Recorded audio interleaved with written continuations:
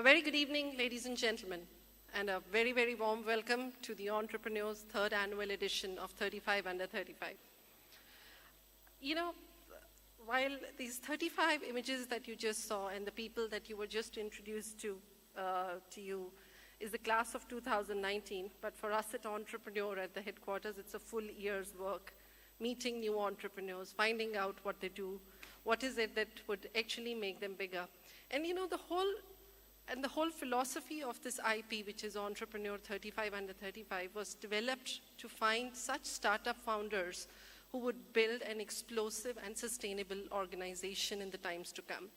And I'm glad that the class of 2019 has already shown one such remarkable success, which is Ankiti Bose. Yesterday she was declared to be the first women Indian unicorn, and she owns an organization called Zilingo. So, you know, while she's not here today, she's based out of Singapore, being an Indian though. That for us is a testimony for us that what we are thinking, what we are headed to, the way we have identified the value systems that we look for in entrepreneurs is getting results, is getting success that we have envisioned for them, and that is why they have been featured in the class of 35. I think this year we, between myself, the entire editorial team, even the global team of Entrepreneur, where we were not sure if we were thinking in the right direction, the editors actually jumped in and helped us out. I think close to 5,000 startup founders were what we looked for. We spoke with, we studied them, we studied the kind of work that they did, and eventually we came down to these 35 entrepreneurs. So ladies and gentlemen, a huge kudos to all of them. Let's put together a great round of applause to the class of 2019, and may this class become bigger, better, and more promising, build world-class organizations. So entrepreneurship is something that we sort of live and dream with, and particularly for me, it's a passion. I come from an entrepreneurial family. I'm partly an entrepreneur myself, both wearing the editorial hat of Entrepreneur as well as Franchise India. There are few things that I have come to recognize now. As times are changing, entrepreneurship 5 years back was much different than the kind of entrepreneurship and the spirit that we are seeing today. So few things, and because this is a big audience and we have entrepreneurs who have, who've done super work in whatever businesses they've built, I've realized that one thing is that startups and small businesses, they are not the same. Startups have a very different mindset. They come from a vision of innovation. They come from a vision of not building profits, which probably does not work in the initial years, but something has to be achieved. But they come from a vision of changing or bringing a change, while small businesses are still concentrated on building profits, building an income-based business, remaining true to the core values of running a business, while of course that does not change for startups either. It has to be done, something has to be done with them.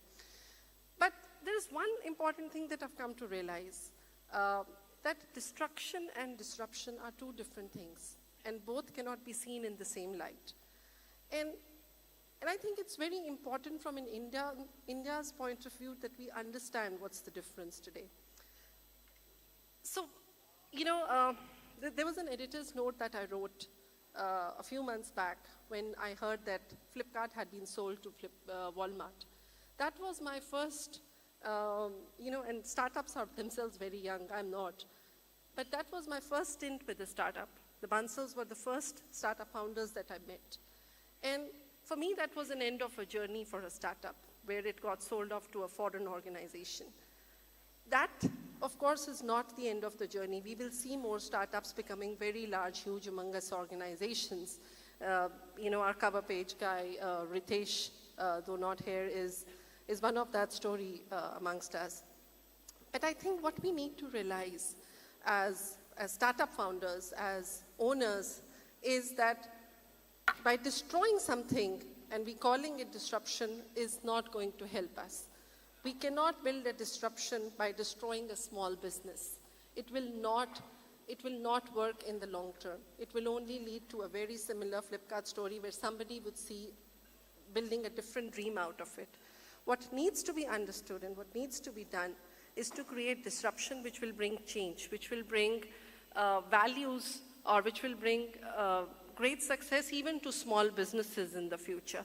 I think that's the core system. Today I see a huge burn by startups, which is really about, I know Twitter is full of it, so I don't need to sort of repeat myself over here, but it's not going to help, the burn is not going to help anyone in the long run. It's not going to help the startup, and it's not going to help the small business. So eventually, we still need to be a country where everybody is successful.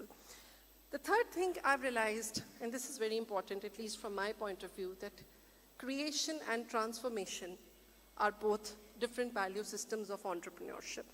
When you're a startup founder, you've started at 25, 28, 30, whenever, and you've got this huge passion, you've got this huge sort of intelligent thinking going behind a very, very creative concept. It's been happening for generations, while we call them startups now. But when that startup is 10 years old, or when that company is 15 years old, it needs transformation. And again, it will call back the same energy, the same creative thinking. The creativity was started with passion, but the change or the transformation will come from the pressures of the market, will come from the pressures of the business. But eventually, both of them would need to be done in order to be a true entrepreneur. So, ladies and gentlemen, these are three things, hard facts, I agree, but entrepreneurship is like that. It's never going to be easy. So I welcome you all to this moment, to the entrepreneurs class of 35 under 35, the third edition, and I welcome you, and I hope that you have a great evening. We have some great program lined up ahead, and please enjoy yourself. Welcome once again.